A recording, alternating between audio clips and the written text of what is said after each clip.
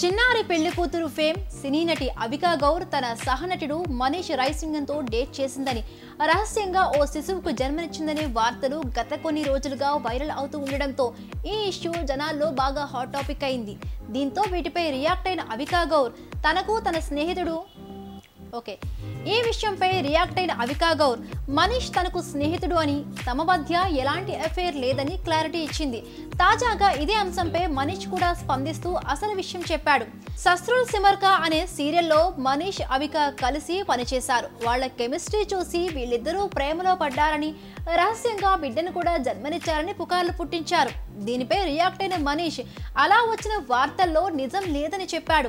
అవికా తనకు best friend మాత్రమే అని అన్నాడు. తమ మధ్య వయసులో 18 సంవత్సరాల తేడా ఉందని, ఎన్నో సంవత్సరాలుగా తమ మధ్య స్నేహం కొనసాగుతోందని చెప్పాడు. కాగా అవికాతో తనకు రిలేషన్ ఉందని వచ్చిన వార్తలు చూసి తన భార్య సంగీత నవ్వుకుందని ఆయన అన్నాడు. ఇక మరొక వైపు ఇటీవలే అవికా కూడా ఇదే విషయం చెప్పింది. మనీష్ తనకు మంచి మిత్రుడు మాత్రమే అని చెప్పిందామె.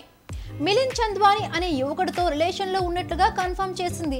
తెలుగులో చిన్నారి పెళ్లి కూతురుతో మంచి గుర్తింపు తెచ్చుకున్న అవికా గౌర్ ఉయ్యాల జంపాల సినిమాతో హీరోయిన్ గా ఎంట్రీ ఇచ్చింది.